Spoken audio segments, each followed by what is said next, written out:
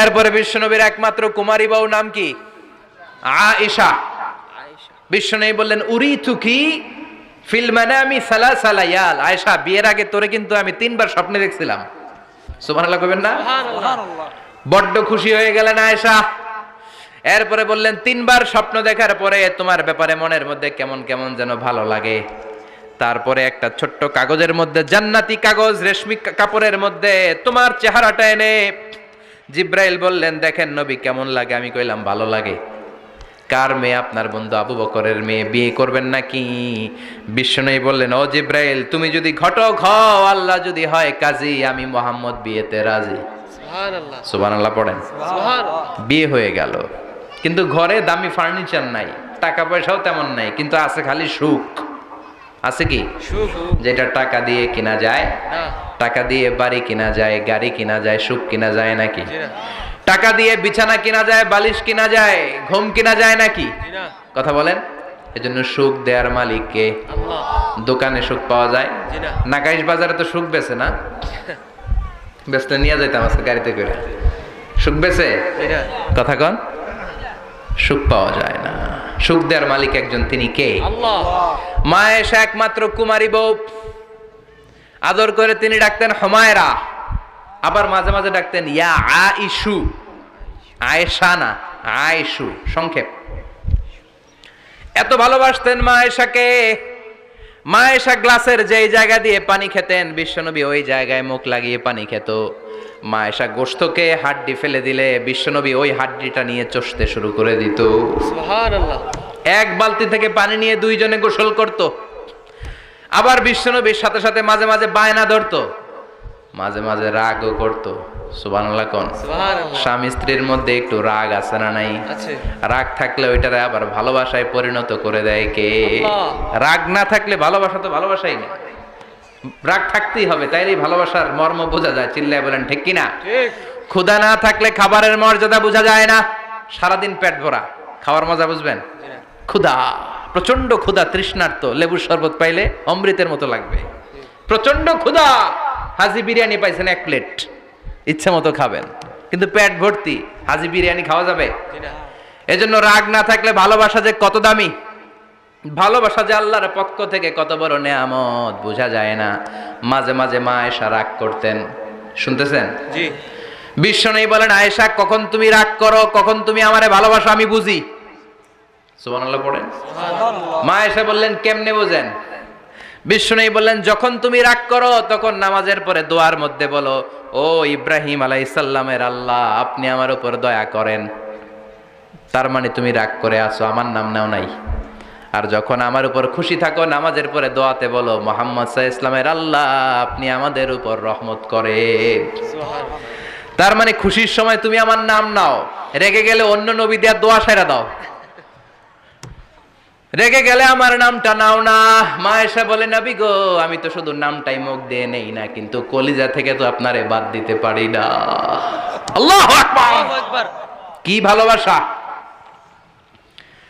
মা আয়েশা বলতেন আমি যখন বিশ্বনবীর সাথে শীতের রাতে এক ল্যাপের নিচে ঘুমাতাম, তখনও জিব্রাইল ওহী নাজিল করত।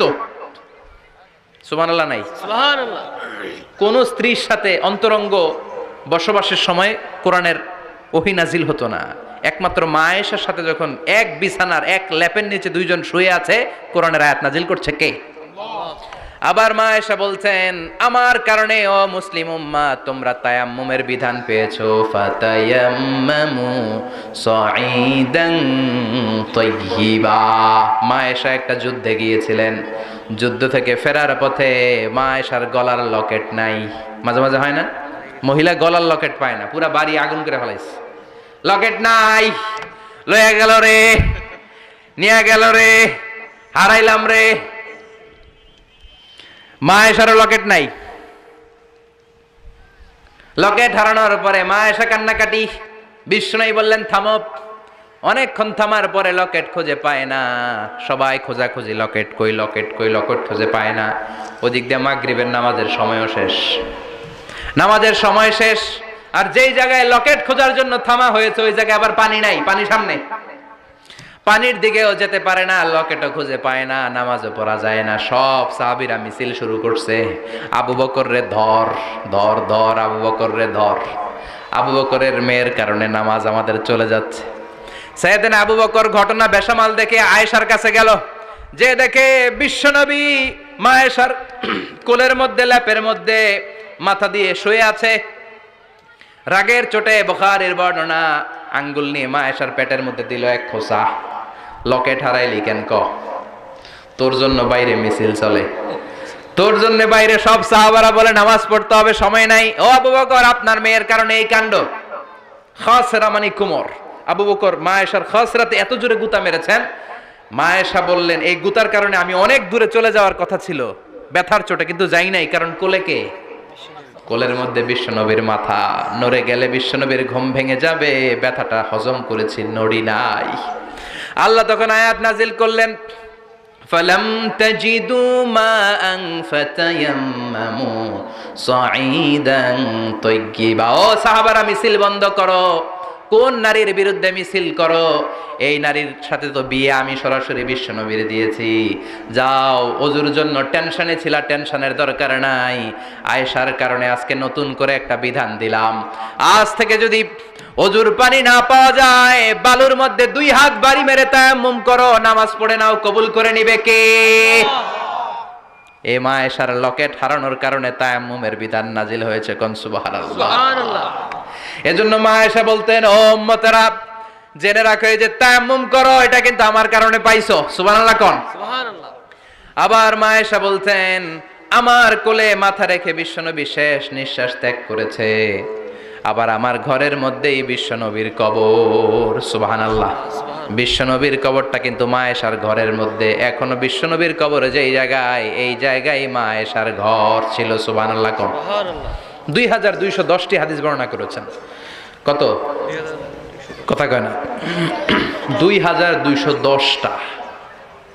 ফ্যামিলির হাদিস বর্ণনার জন্য মা আয়েশাকে আল্লাহ তাআলা বিশ্বনবীর ট্যাপ রেকর্ডার বানিয়ে পাঠিয়েছেন। যাই বিশ্বনবী বলতেন, ট্যাপ রেকর্ডের মতো রেকর্ড করে সব সাহাবীদের কাছে বর্ণনা করতেন। কত কবিতা উনি নিজে জানতেন, নিজেই জানে না। কত মাসালা যে জানতেন, তার কোনো হিসাব নাই। ইলমুল ফারায়েজ, বাপ মরলে, ছেলে মেয়ে থাকলে কে কতটুকু সম্পদ পাবে, মা আয়েশার চেয়ে এই বিধান মদিনায় কেউ জানতো না। বিশ্বনবীর ইন্তেকালের পরে সাহাবাদের মধ্যে কোনো মাসালা নিয়ে কনফিউশন হলে সব সাহাবারা আম্মা জান আয়েশার কাছে এসে সলিউশন নিয়ে যেতেন। সুবহানাল্লাহ কোন? বিশ্বনবী যা বলেছেন সব মুখস্থ রেখেছেন, সব জ্ঞানের কথা ছড়িয়ে দিয়েছেন, সব সময় পড়াশোনা করতেন। সুবহানাল্লাহ। তার মানে মা আয়েশার জীবনী থেকে আপনাদের জন্য শিক্ষা হচ্ছে জ্ঞানার্জন, জ্ঞানানুরাগী হতে হবে। কি হতে হবে? জ্ঞানানুরাগী। বুখারীর বঙ্গানুবাদ পাওয়া যায়, কোরআনের বঙ্গানুবাদ পাওয়া যায়, ইসলামিক অনেক ভালো ভালো রাইটারের বই পাওয়া যায়, ঠিক কিনা? এগুলো পড়ার দরকার আছে না নাই? অনেকে বলে, হুজুর আমার ছেলেটা মোবাইল ছাড়া কিছু বোঝে না। কি কয়? মোবাইল ছাড়া কিছু বোঝে না। হুজুর মোবাইল দিলে ঠান্ডা, মোবাইল নিলে কান্দে, এরকম আছে না নাই? এর কারণ হাজব্যান্ড ওয়াইফ দুইটার কাছে সবসময় মোবাইল। কথা কন। বাবার কাছেও মোবাইল, মায়ের কাছেও মোবাইল, তো ছেলে মোবাইলের জন্য কাঁদবে না তো কি করবে? বাবার হাতেও যদি বই থাকে, মায়ের হাতেও যদি বই থাকে, ছেলে মোবাইল চাবে নাকি? ছেলেও চাবে বই, ছেলে চাবে কি? কথা বুঝতে পেরেছেন? এই জন্য জ্ঞান অনুরাগী হতে হবে মা আয়েশার মতো। মা আয়েশা 2210টা হাদিস মুখস্থ করেছে, আপনি কয়টা করছেন? উনি পারলে আপনি পারবেন না কেন? মায়েরা শুনতেছেন তো? আশা করি আপনারা শুনতেছেন। তাহলে মা আয়েশার জীবনী থেকে আমরা শিক্ষা পেলাম, জ্ঞান চর্চা করতে হবে। সর্বশেষ কোন নারী? কথা কন।